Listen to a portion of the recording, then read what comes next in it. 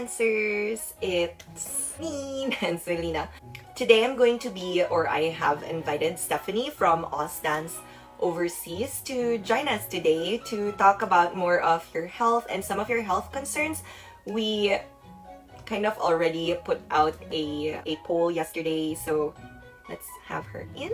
Hello! Oh my gosh, we're wearing the same shirt! Yay! Yay! So So nice! how are you? I am good, and this is one of our most favorite shirts right now, especially everyone has been more into getting connected, and I've been noticing a lot of dancers posting with their dance friends, so them together, and it's so nice that we wore it together, so we have more of like a cute connection also. Yeah, exactly. And I mean, it's like yeah, sure, it's the dancers lifting each other up, but kind of I think throughout the pandemic we've been lifting each other up as well. So Definitely. I know I feel like talking to you has made me also closer to knowing more about myself, and same with other dancers and other people trying to, connect with each other some more, getting to know other people. It's amazing. so yeah, I'm actually an ex-dancer with a musical theatre background, though I've always loved ballet a lot. A lot. I had to stop my career early because I fractured a vertebra, and yeah, treatment at that time was not what it is today. So the only way, yeah, was kind of just like stopping. It was not really an easy decision, but luckily, I could go into medicine pretty soon after the injury, and I found that very interesting. It was two worlds really, and definitely a lot of what I had learned in dance, like being disciplined, totally helped me with my studies. And then I kind of got a little bit lost in it because there are so many subspecialties in medicine, and kind of I wanted to see this, I wanted to experiment with that, and then I was interested in the next one. And so I spent quite a couple of years as a clinician and then as a researcher at university. I've worked all over the world. And ultimately, I didn't want to stay at university anymore because university environment can be very much toxic, very similar to some dance environments actually. And I decided, that's not for me. Took a sabbatical, moved back to Sydney, yeah, and then I don't know, found myself every day in the studio. I was like, okay, maybe that's just that's my wake-up call, or that's my sign to combine both worlds. And so I set up Oz Dancers Overseas just over 2.5 years ago. Yeah, enjoying this ever since. And also, maybe I should add, I added a qualification in sports nutrition as well. So I went from medicine. Luckily, this is here in Germany where I'm registered. You can go from medicine into nutritional medicine, which kind of merges dietetics and medicine, which is really it's a great qualification if you come from a medical background, and then added sports nutrition on top, just because we always think dance is so cute. So it's like, oh, are dancers even athletes? And I think a lot of people think they are not. But the body, why dancing? For the body, it's not a difference whether you're running a half marathon or whether you're taking 4 classes a day. So I thought I really should know better, and so I qualified in sports nutrition as well. Yeah. It's a lot to take in, but it's nice to hear like all of that, and like how you can really relate a lot of things back to dancing again. Dancers, this is a health check-in, and I'm doing this more for my students, which I know some are watching right now or will be watching later. I've noticed some feeling more down than the others probably, and I know that being in the pandemic, it's really hard, although we try to stay positive. I know that it's not every day that we can be all up here. So there will be days where you'll really feel not at all high, and personally, even as a teacher, it's affected me a lot, having to try to stay positive for everyone, and finding that general energy to keep up, and again, as well as your body's changing. So I really feel as though this is an important topic, because I've noticed some of you asking me, or a lot of the kids asking me, how do I eat during this pandemic? Or um, am I, is it okay to gain? Is it okay to lose? You know, like all these questions. And for me, I feel like being a teacher, and Stephanie points this out in a lot of her posts, she says, well, for me, I believe this as well. You should be talking to professionals on this. And I'm not saying that teachers don't have the best or good advice. It's just that I am a ballet teacher first. And the best advice I can give you is just to eat for your dancing, you know, eat properly, take your proper meals, eat healthily. But I will not be able to tell you what exactly to do, because my job for, you know, my students is to teach you how to dance, not really how to eat. It's more of how can you be a better dancer, right? Rather than how to eat well or all of this. So I felt like having Stephanie would be great. Maybe we can get to our first question. It was from Yanni, I believe. She asked, what foods Yeah. help us to be more strong? Yeah, it's a great question, and I get this asked a lot. I think the best approach is to not think about foods making us stronger, but the way we are nurturing our body. So in dance, very often this starts with we actually need to eat enough, because if we are under eating, so if we are expending more energy with our dancing, than we are taking in with our food, this is not going to help us get stronger. And then, so this does not even have anything to do with a particular food. So that's the first thing. And Nikki Kay and I, we published a study in 2020 where we investigated more than 240 dances of all genres, though ballet was really the dominant genre, and lots of them undereat and are really at risk of like stress fractures because of undereating. So this is very, very common, and this is usually where I start off and say, look, if we are not eating enough for what we are doing all day, there's no way we are getting stronger, because the body just can't. The body has to keep some energy to itself in order, I mean, you know, we don't see it, we take it for granted, but your heartbeat needs energy, your breathing needs energy, your digestion needs energy, you know, all of this. And so if we don't eat enough, all of this is a bit disturbed, and some processes are even shut down. And we can't get stronger. There's no energy left to get stronger, because getting stronger also requires energy. So that's totally away from foods. Then the second thing is normally also to have a balanced diet. So for athletes, this means that around half of your diet, 55%, should come from carbohydrates. And dancers fear carbohydrates. Like, you know, so many dancers fear. And when I say 55% should be from carbohydrates, this includes complex carbohydrates like whole grains, but also simple carbohydrates, because the body literally dances on simple carbohydrates. So that is a lot, and this is very often the first learning process. But we also have to acknowledge that the energy that we have stored in our muscles, you know, everywhere, this actually is just a simple sugar multi-branched. And the moment we start moving and we start dancing, this is broken down into a simple sugar again, and the sugar is glucose. So literally our body runs on this glucose while we are dancing. So that is a very important point to acknowledge and to understand, like, oh, okay, maybe I shouldn't even fear carbs. There's no reason, because that's what my body stores. And then a further 30% should come, around 30, sometimes 35, should come from dietary fats. And this is normally when dancers look at me like, are you kidding me? But no, actually the body needs it. Every single cell in our body, so the cell membrane, has some fat molecules in it, because without fat, actually, we are not even pliable. So we really, really need it. And also fat transports a lot of nutrients. And if we don't eat fat, we cannot absorb these nutrients. And of course, we need to absorb nutrients to get stronger. Because, you know, if we take them in, but they are not absorbed, they go out the other end, and that was it. So you didn't have any benefit of these.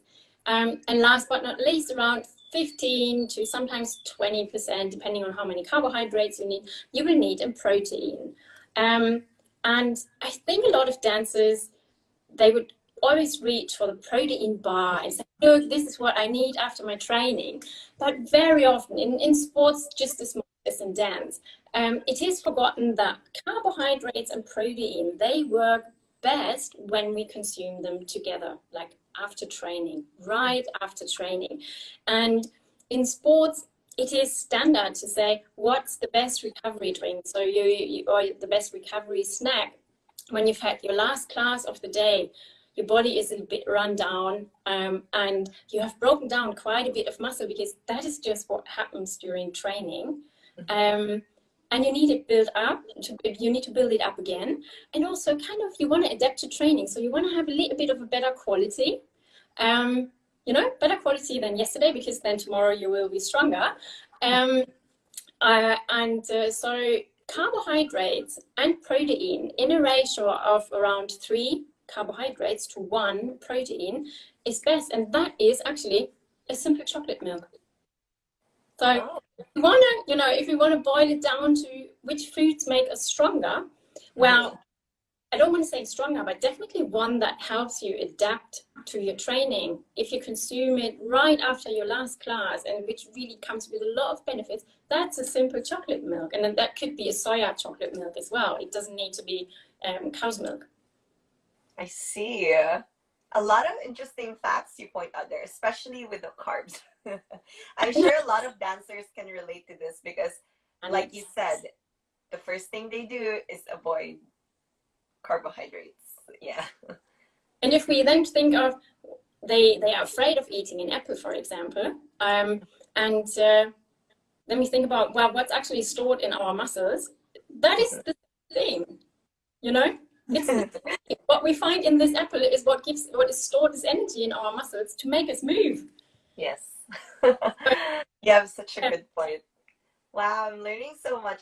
I'm so, like, a lot of things right now, even just as you were talking, it was so eye-opening because I could really relate back to everything I did wrong back then.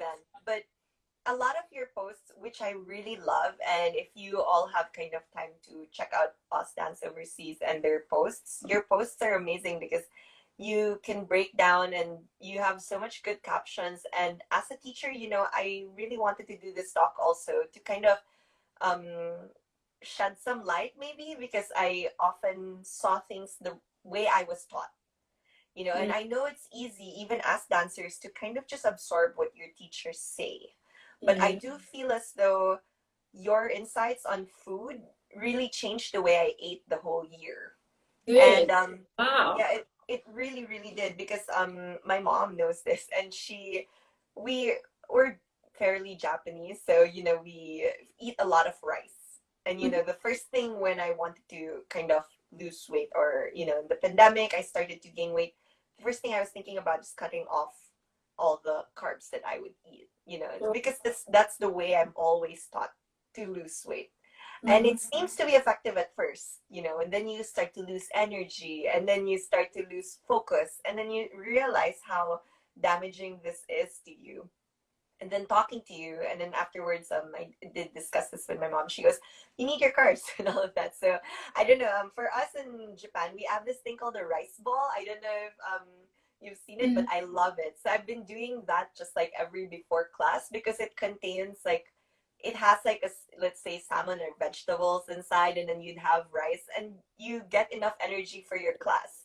Which for me is perfect. And then I started reading your posts, and then my approach to food changed a lot. And I feel as though I feel a lot more energetic, and I feel like I can perform better. Yes. Onigiri. That's right. So it was really interesting. Yeah. And the way you were saying about, like all the carbs and, the protein, it's true. Dancers approach their proteins first. And I noticed this also when I invite dancers to, let's say, my home, or let's say to the studio. When we would eat, I would first ask, do you have food preferences? Of course, because I need to ask if they have allergies. And the first thing they would tell me is, as long as there are no carbs in this. Wow. Yeah. Wow. It's Oh my gosh. So there's quite a bit. I just want to quickly touch on Japanese cuisine. Because when we look at health and nutrition from a global perspective, the Japanese actually are one of the healthiest people, and at the same time, one of the people eating the most carbs of all. Yes. So that should be food for thought already, actually. So how can that be? This is exactly because of what you said, because you mix it with vegetables and quite some vegetables, actually. And also you add some salmon, for example, which is just, for so many reasons, a great food. It is a great food because protein contained in the amino acid profile that it has in it. So amino acids are the building blocks of protein, but it also has fatty acids like omega-3, which are just great overall for health, but particularly for brain health. So kind of the Japanese cuisine is actually a good one, you know. So absolutely no reason, and I think it's really maybe especially today really important to say, look, they are one of the healthiest people we have on earth. They live the longest. They have very low numbers of diabetes type 2 or other lifestyle related diseases like cardiovascular disease. So, well, that's, yeah, as I said, food for thought. Yes. And the other one is, yeah, they always go for protein, which is true, but it is forgotten. And I mean, yes, of course, marketing and all these brands with protein products, they play a role in this, obviously. Sure. But actually, the best result is eating carbs and protein together, because if you eat carbs, then the influx of protein into your muscle cell is increased and is a lot better than if you were eating protein only. Yeah, and also you can build up the structure of your muscle with protein, but if you don't refill the energy, which is carbohydrates, that doesn't help. You're still not stronger. Yeah, so again, this is food for thought, and kind of it sounds like what's she talking about? This can't be true, because diet culture, fitness culture, ballet culture, they all tell us something different, but actually everyone with adequate qualification says the same, because that is what science has found out over decades, you know. What else did I want to say? So we were talking about, yeah, you said your rice bowls and what you're eating before class and how you're feeling energy, and always reaching for the protein, actually.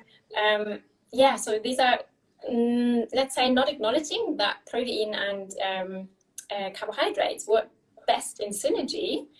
This is, yeah, getting only half of your recovery and only half of your adaptation. Mm-hmm. It's so good that you're mentioning all of this. I hope that, like if you're staying here, it's making more sense to you, because I guess I don't know, the way I was taught to eat, usually, carbs, like what you said, go with protein. And then it kind of always contradicted with the way my teachers were teaching me. And I'm sure a lot of you probably get that as well, where you have more food at home, you don't know what to do, and all of that, what to eat. And I think it's really important to know a balance of that kind of way of eating also, which you have mentioned. And now that you mention it, it does make sense, because from the way we eat, like let's say in Tokyo, just to give you more of an idea, we're always taught to eat a good mix of colors. I don't know, that's the way my grandmother would tell me. She would say, you have to see all the colors on your plate, which means she'd say all the greens, and then you see the reds, and you should see some other colors, the whites and the browns. And it has to be a good balance of it. And that's the way we've been eating for the longest time. And I'd like to say, like, a lot of dancers who are Japanese eat this way. And I've noticed this with Japanese dancers. But I guess it's just a way we're taught, also in the sense of a lifestyle, I guess. Yeah, but it's some food for thought, what you were saying also about carbs and, all of this balance. I love everything that you just said. So I can relate so well also. Yeah, and I mean, it's also when we fatigue. So this moment in class when we actually, I mean, sometimes that hits already in the first classical class of the morning. This feeling usually coincides with the glycogen, so the carbohydrate energy in your muscles, being depleted. I know what I wanted to say. I often have this argument with dancers, especially when I start with working with them one-on-one, that they say to me, Yeah, but you know, body fat can be transformed into glycogen, and this is like, yeah, it's right. But you know, if you go to bed and you didn't have your carbs and you didn't have enough overall energy, maybe, and your glycogen stores were depleted, when you wake up in the morning, maybe they are filled a third, because that just takes so long from fat being turned over process 1, process 2, process 2, process 12, finally into some glucose. So you literally start the next day, you know, if your muscles or if your glycogen storage was a battery, it's not filled, it's like 30% maybe. That is not much, which means the next class, you run out of 30% in no time. And we can actually, especially if we eat smart after training, we can in dance, we rarely manage actually 100% the next morning, but we can go to somewhere 80 or 90%, which feels just so much better the next morning, you know. And the same also during the day. A lot of dancers, when I say, you know, because we are having carbohydrate stored in our muscles as energy, this is what is needed for dance, and this is why this is the body's preferred fuel for dance. Fuel, yeah. And then they say like, yeah, but if I run out of it, then my body is just going to turn some fat into some energy for me for dancing. Mm-hmm. Like, yeah, this is okay, but it just takes ages, and during that time you will feel totally fatigued. You will feel like, wow, wait, why is Allegro suddenly so hard? Why can't I do a proper grand jeté? I mean, okay, we can do it at home, but you know what I mean? It's like, why my sautés, why my jetés, why are they so hard suddenly? It's like, yeah, because your body is totally busy with turning some fat into some energy for dancing. And this fatigues you. It just, you know, while we are dancing, we are kind of using 100% of what is possible in our body. And if we run out of one, and then we need to turn something else into what we've just run out of, we can't go 120%. The body can do 100%. So it just needs to slow you down in order to kind of keep you dancing, though it is not the quality we really want. It is not the level we really want. And so during the day, some small, simple snacks, carbohydrate fueled, they not only keep you in a good mood, but they actually keep you able to push through your class, which I think as dancers we all like. I think that's a really, really good point also. Yeah. It's so nice that we're talking about so much carbs because I'm getting hungry. But I love my carbs. I just had my dinner, so it's like, oh, I want to have dinner again. No, but it's really, really a good point. And I'm getting so much insight about how the food works in the body and how it gives you more energy. And I think it's giving me a lot of insight because it does help me to eat well also in the night, which you were mentioning earlier. And I think, yeah, it gives me a lot more energy to work in the day. I mean, in early in the morning, and you know, if I wake up earlier, it does help you a lot. And I think we don't see how much food affects us because I used to what do you call this, get I got diagnosed before with kind of like more of being depressed in a certain state. This was long before the pandemic. And just to give everyone an insight, like it wasn't a bad form of depression, but they were telling me like I was really so sad. And I didn't actually realize it was the food that I was eating. Of course, that and the lack of sleep. But then when I changed the food that I was eating, my mood changed so much, you know, and it was really interesting to see that. So when you mentioned that, it reminded me of that time when they were saying I was more of a depressed person, and my mom goes, "No, you're not depressed. I'm pretty sure it's probably the way you're living right now. Something's wrong." And when I balanced that out, and she goes, "See, now you're fine." And she just wanted me to see that so much of your what you eat, you might be sad, but so much of what you eat affects your mood, and also so much of what you're doing affects you. Yeah. Yeah, this is such an important point, Lina. This is really so important because we've got our brain and we always forget about our brain, and our brain runs exclusively on glucose, exclusively on the simplest of carbohydrates that we have. Yeah, it is also a very selfish organ.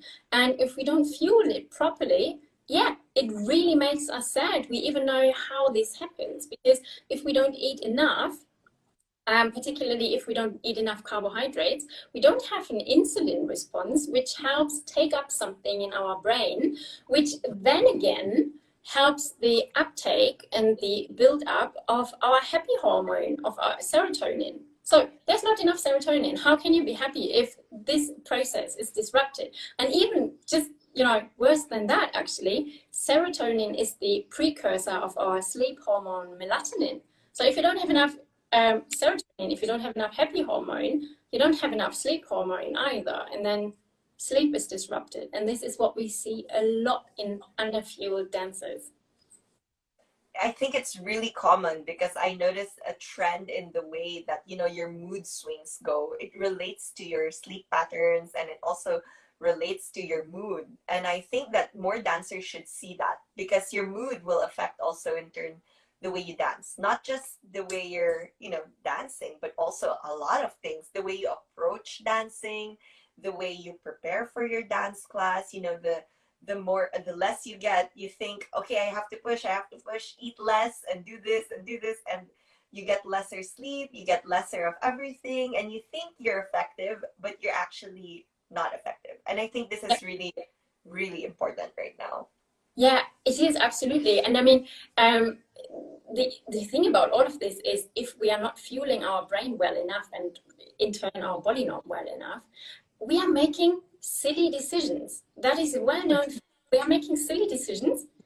And we think we are super smart, we think we are super smart. But actually, like if we fueled our brain okay, and in with sufficient energy, we would never make the same decision again, and also, like our motor control is affected by not eating enough. So imagine this: we are making a stupid decision, like, oh, I'm totally exhausted from class, but actually, let me just try this and that turn or jump, and then our motor control is just not as good as it could be, and bam, hello injury. This is how it happens.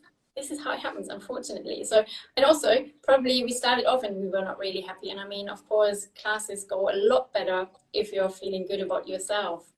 That's true.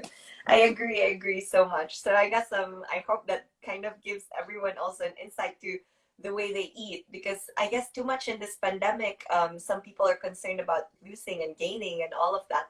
I feel like shouldn't be your question anymore. Your question should be more on how can you help yourself eat better? Maybe what can we do, like in here and all of that. So I feel like you can learn from all of this and everything Stephanie said, and maybe I hope you can learn from my personal experiences because I really wanted to share kind of my side of how I really learned to cut that out of my mind. And I'm sure a lot of dancers can relate to this because your teachers will really tell you that you have to lose weight. And I was told so many times in the company that I was too fat, too tall, too big, and everything.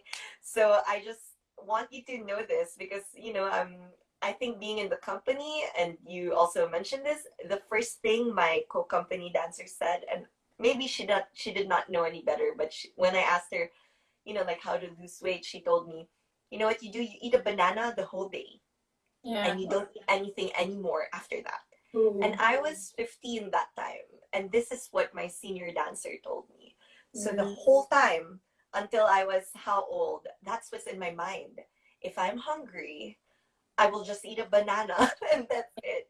Not knowing it affected so much of the way I Yeah. am, moving and the way I'm living. It was so unhealthy to the point that if I would eat something that I was guilty for feeling about, eating, I would literally ball out into like a ball and just be, I ate this much and all this. And I'm sure some dancers can already relate to this. And it's really such a bad thing or bad habit because honestly I weigh almost the same as back then and I look a lot better, I feel a lot Yeah. better, and also I feel like I dance a lot better, which Yeah. is really interesting because I suddenly saw that, let's say 120 pounds of this looks the same as 120 pounds that looks a lot bigger, and then I go, what happened? But I'm eating a Yeah. lot more. So just some things there. Let me tell you a very, very common story. very similar to yours. But let's just think back when we could be in the studios and the teacher would call you in for a costume fitting, and then you were wearing a tutu, and the teacher would say, but next time you come back, this tutu needs to be a little bit looser, you know. Okay, so what do? You don't get any nutrition advice. You don't know where to get it from. Social media is probably confusing with lots of the misinformation that's out there. So you just start to restrict, like with one banana. But restricting for your body, I mean, our bodies are super smart. For the body, this is a signal of, hey, there's something totally wrong, like maybe there's starvation ahead, she's not treating me well, which means this is a sort of stress which makes our stress hormone skyrocket. And when our stress hormone skyrockets, the body just tries to survive this stress, and it just accumulates body fat. So this is like, next time you go and try on this tutu, this is not going to be looser at all, even though maybe you lost a kilo on the scales, but actually you lost, you gained a lot of volume because your body has given away some of your muscle, but has stored some fat. And this is because, one apple a day, ladies, yeah. This is because if we have to survive in a very hostile environment, body fat gives us twice as much energy as muscle tissue could give us. So of course the body is smart. It decides to store what ultimately gives more energy to help us survive for longer, because our body can't understand that maybe after the performance we are going to eat again. You know, for the body it's like, oh, okay, this is like famine hundreds of years ago, or what we still see on this planet today.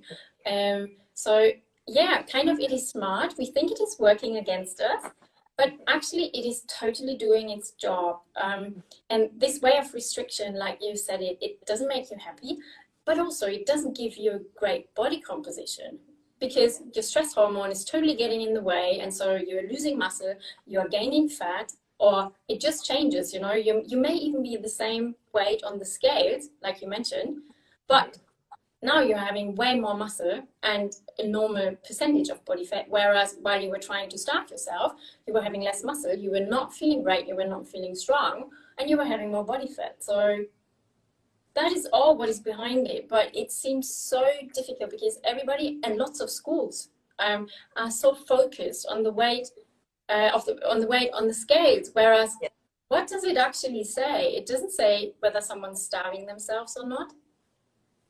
It's so true. No, I can relate to that so well. We used to have weigh-ins back then. You know, when I was dancing. And I would be so scared of this weigh-in day because you'd really get a scale. They'd ask you to step on it right in front of everyone and really just tell you if you need to lose weight or not. And you know, they'd record that. It was so, maybe in a sense, I mean, I don't do this to my kids, but it's in a way really hard for you to do that in front of even your own classmates or your peers, because you feel so embarrassed. And being one of the taller people, I would of course, for obvious reasons, weigh the heaviest, you know. It's just for very obvious reasons I would weigh the heaviest because I'm the tallest. But you'd even get judged for that. And even my height became more of something I didn't want, because everyone weighed less than me because they were a lot shorter.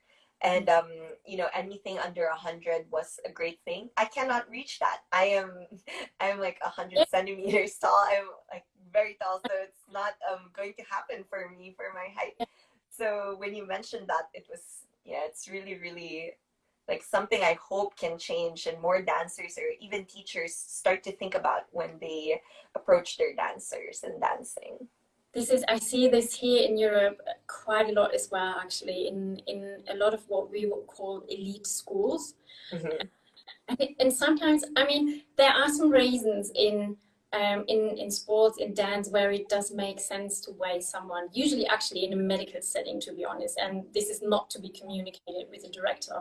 But for us as healthcare professionals, it can make sense sometimes. So, but that is not in front of the class, and that is not just the number on the scales without any further context. And what I see here happening sometimes is they have a weigh-in once a week, or maybe sometimes once a month, but it is at random time. So if you do it in a medical setting, you do it like Tuesday morning, 7 o'clock, you know, standard wise, like in underwear or just in a leotard or so. But you know, they do that sometimes 10 o'clock in the morning, then they do it 4 o'clock in the afternoon. It's like I see the kids trying to starve themselves days before and then binge on the evening after the weigh. And then this is like, yeah, if you want to trigger eating disorders, that's a surefire way to do that. Definitely. I remember also just drinking or not eating at all days a day before, even like the night before, just so that I get that. And I think we have to be really careful when it comes to younger kids, because you know we're working a lot with kids who have not even reached their teenage years, and that was me. So it messed up a lot of the way I think about eating, or the way I eat even, because in my head, no, it's that's the way it's supposed to be. So that was really interesting. I do want to answer one question. I think Yeah, Yanni asked, and I think it was a really good one too. She asked how much water we need, just off topic, but how much water we need, especially when we're taking classes. yeah. So it's the answer nobody wants to hear, because the answer has to be it depends. We're having 39 degrees at the moment, which is probably quite similar to what you are having. It Or is, about, yeah. yeah, it's very humid. And so everyone's sweating a lot more than they would normally do. So even just by sitting or, you know, being in the house, we are sweating a lot more than we normally do, which means our losses, our fluid losses are greater. So we should drink already more. But how much that really is, it depends on, yeah, as I said, are you sweating already by not dancing, just by being, just because it's hot and humid? This increases how much you need.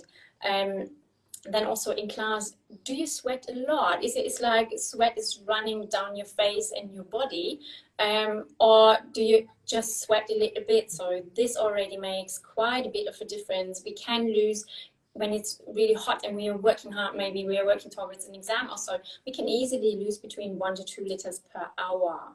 Yeah. So it is always better to drink more than you are thirsty, because when you're thirsty, we tend, especially athletes and dancers, they tend to like under drink, so not drink enough. And also dehydration, just like depletion of the glycogen in our muscles, makes us fatigue. So if you're feeling in class like, well, I'm getting a little bit tired, it can be both. Obviously, you can run out of glycogen, but you can also be just a bit too dehydrated already, because it's really easy to lose a lot of sweat. And if it's just like, let's take the 50-kilogram person, and if it's just 2% of this body weight, yeah, 2%, what is it? That is just a kilo. That would mean our ability to train is already reduced, our ability to think clearly is already reduced. So I can't give you a number, because it really depends on how you sweat. But it is probably more than you think it is. And during class, well, it is always good. Let's face it that way. It is always good to start the class very well hydrated, and not running into a class and just be like, oh my gosh, I feel like I should have, you know, had a bit more fluid before. And then probably the very latest after bar, but I'm really saying the very latest after bar, because if you start sweating and you have these very humid temperatures, then definitely there should be more drinking breaks. And as far as I know from RAD exams, or Royal Academy of Dance exams, if they are in very hot temperatures, they allow more water breaks than they would like, you know, like European ice winter conditions or so. So it really depends. And also being smart about hydration. It is with our sweat. I mean, do you know where we are sweating from? We are actually sweating from our blood plasma. So this means while we are sweating, we are reducing the amount of blood circulating in our body, which makes it a lot harder for our heart to keep the circulation going, to keep us dancing at the same level as before. And you think like, okay, it's no problem. I just drink some water, so I'm filling up my blood plasma and this is fine. But while we are sweating, we are also losing sodium, which is 1/2 of table salt. And this is another thing where hydration can go wrong because a lot of dancers are so afraid of salt. But if we are in these temperatures, it's totally fine to acknowledge that. If we are sweating a lot, then we are losing also a lot more sodium than we would do during winter. And then it's totally okay to have like more salty snacks, for example, or just like add to your rice bowl a pinch of salt more. Because this way, the water stays in your body. If you're replacing the sodium as well, the water stays in your body and your blood plasma is actually really filled up, and you're feeling good. You're feeling good because you're not dehydrated anymore. If you try to cut out on this salt, which a lot of dancers do, then technically, or not only technically, literally actually, it goes in one end and out the other, but it doesn't fill up your blood plasma. So it's not only half effective actually. So yeah, it's many small things, I guess, in dance nutrition, and mostly it's just being smart. That's so interesting. You mentioned that. You mentioned about water and the water breaks. When I was learning ballet, and I feel like there's so many things that went wrong in my training back then. But I just really want to get this out there. My teacher used to tell me not to drink water. And that's kind of interesting now that you tell me this, because I can see how bad it was, just because we live in a very humid country, and we were only allowed water breaks in between class. And I am not joking, that's the only water break we were allowed. And I was supposed to take 3 classes a day, and I could only take that much water in between class and nothing else. And this humid heat back here all the time. Yeah. Wow. And most Wow. people are not able to drink the amount of water in these short breaks that would be needed to have Yeah. some of rehydration again. Yeah. There was, is there difference or effect from drinking cold water?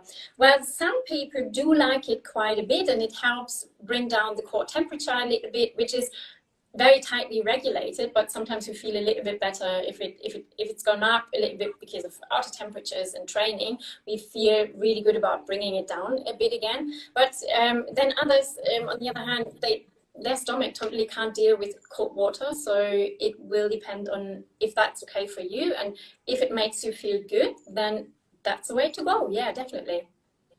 I think especially here, well, for me, I really like having cold water, especially here in this heat. Yeah. It doesn't make sense to have hot water. It's so hot all the time. So yeah, I would say I agree with you as well. Oh, that's so nice. And we don't have a lot of time anymore, but I do want to get to some of the questions that some dancers were asking. There was one dancer who asked, it Yeah. says, I'm sure quite a lot of dancers are battling with body image issues. How do you keep yourself motivated, or how do I become more consistent in what I do? Because of my puberty and a bit harsh work environment, what advice can you give me? Or what is the best step to kind of accept my body? Yeah. First thing I would say is, yeah, you're definitely not alone. This is such a common problem. I think, or if there's a dancer going through this without these problems, I would like to know. I think everyone's been affected one way or another. The first thing I would say, it's from clinical experience, because this is what I see. Work in clinic really best for the dancers is understanding your body, because if you understand what's happening in puberty, if you understand what's happening in training, and if you understand how you best fuel it, then a lot of these body image issues that you're having right now, they will disappear, because you are no longer thinking your body is working against you or what's it doing to me. You will be like, oh, okay, that's what's happening. I don't need to be afraid of it, or I don't need to be mystified. That's the one thing. The other thing is, try not to compare. We are all competing against us, only us and ourselves. We are not competing against anyone else. Also, I think we tend to think everyone else has it all together all the time. But That's true. everyone's thinking that. It can't be true. So not everyone's having it all together all the time. And I include myself, and you include yourself as well. We don't have it all together all the time, certainly not. So admitting this, See if you can start and talk about this with friends, because it might feel that it actually increases like how you're bonding with peers.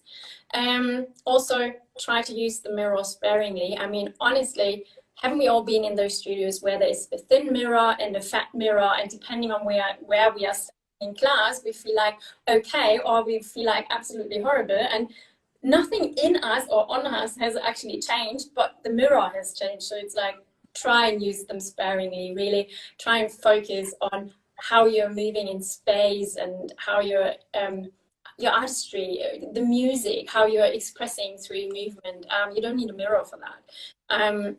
It's great for like corrections and learning something, and sometimes like just having a quick look if you forget your choreography, or the exercise or whatever. But actually, really, yeah, trying not to compare, not to think everybody's got it all together all the time, because we absolutely don't, and nobody in the studio does ever. Use the mirror sparingly and know your body, and I think then probably the class setting and even the environment will feel already a bit different. And also, the good thing is, I mean, it's not really great, but it's a coping mechanism. I teach quite a bit in toxic environments. If you know about your body, and if you understand it, and if you know what you're doing and why you're doing it, then a lot of comments that you get from teachers, they go in one ear out the other, and they don't really affect you anymore. And you learn with this, you learn just to say like, okay, she's saying that again, I know she's always saying that, it's okay, it's her way of thinking, it's just not true, but it's her way of thinking. Yeah. That's so good. That's such a good thing. I wish someone had told me something like this in the past, you know. But I know this also to be really hard. Like what you said earlier, it must be really hard, especially for us teenagers. Well, I'm not a teenager anymore, but when I was a teenager, definitely, I think it hit me more. So if you're a dancer who kind of feels this way, I feel as though when you're younger, it just hits you a lot more because there's not much going on yet, and your teacher's opinion matters to you so much. I understand so well. Teaching kids, I know it affects them so much. For me to say one thing, so I'm very, very careful to comment on weight because I don't want them to feel the way that I kind of felt about my body, which was always that it was fat. And to be honest, looking back at my pictures, I always shock myself. I was so thin. I could not even understand why I was calling myself fat. I did not have an ounce of um, anything in myself, and it was so shocking for me to tell myself that, oh my gosh, I was thinking I was fat all the time. And just looking back, even 10 years after, it took me 10 years to get over that fear of, eating again. I was so concerned all the time about losing weight, and being that way was the way a dancer should be, and even the way a dance teacher should be. And it became kind of like in my head all the time that I had to be this way.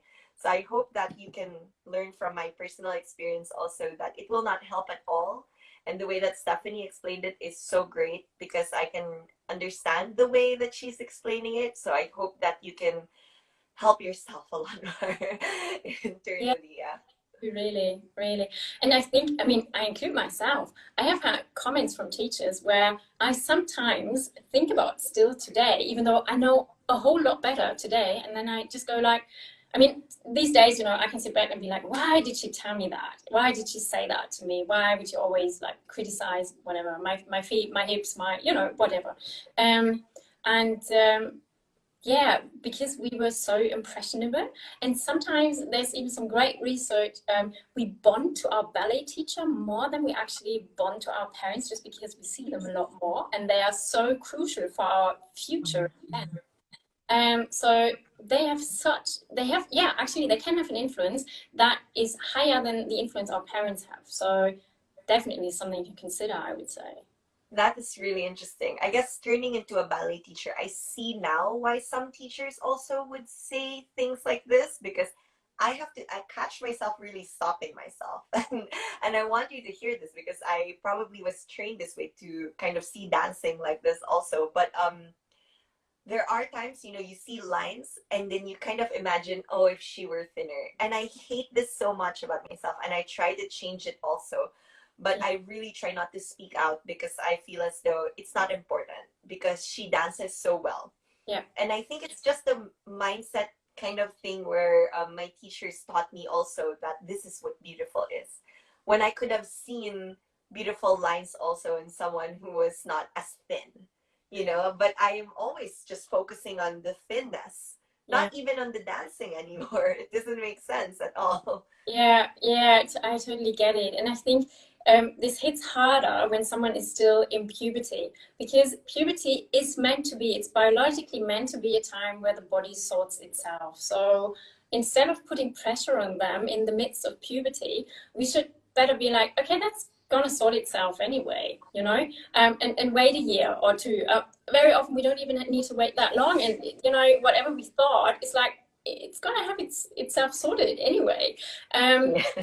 not allowing this patience of, okay, we understand this is what the body needs to do. This puts so much pressure on the students, and this is where very often things start to go wrong. I'm so happy you mentioned all of that. And I know we don't really have a lot of time anymore, and maybe it was quite short. It felt so short. Yeah, I feel like we could like talk 5 minutes. ages. Yeah, but I feel like this topic is amazing, and it was so nice to have you and have this health check. And I hope we can do it more often. For sure. It's so important. I think that we can talk about these important issues, and I can relate so well to Osdan's Stephanie's posts.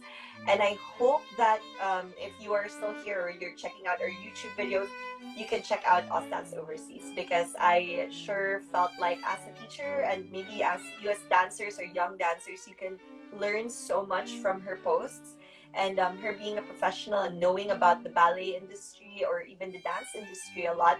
I respect her so much and her opinions and the way that she gives them. They're so respectful to the art. Um, it's in a way that, again, I myself am starting to learn. Yeah, so I hope that we can, yeah, check on her site. And of course, I hope that you enjoyed this. I'm so thankful again, Stephanie, for giving us your Pleasure. time. Anything else you want to add before Um, we end? So yeah, you mentioned posts. I would just say that it's a huge Instagram TV library where I'm having lots of conversations, these so-called no-nonsense conversations with lots of professionals in the industry, so that you can see it's not only me saying these things, it's just all my colleagues saying the same things.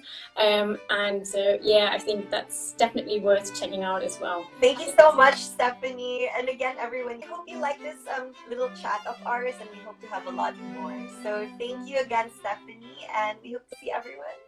Bye. See you. Bye bye. See you.